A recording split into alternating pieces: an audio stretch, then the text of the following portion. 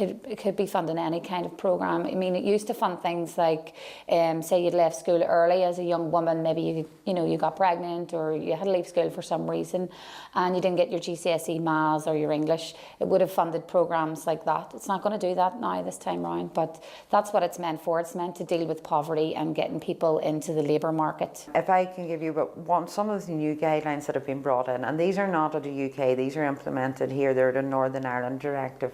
It's at our own level. Each of the 4 regions within the UK come up with they take the top line guidelines and apply then their own take on those, so to speak.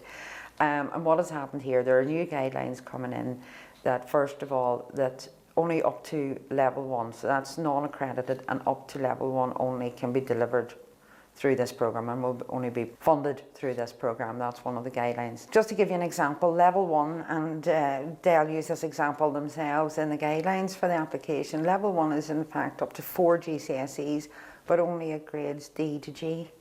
Now, ineffectively, if you're an employer looking at that, grades D to G or fails, A star to C are the passes. But if you have an A star to C, that's actually a level 2. So that wouldn't be funded.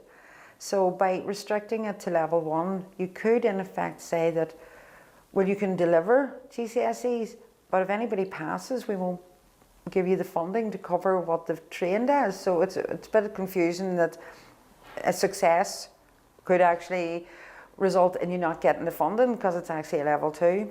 But level 1 is not something that any employer is going to look at as your baseline for even maybe putting on an application in the hope of getting an interview.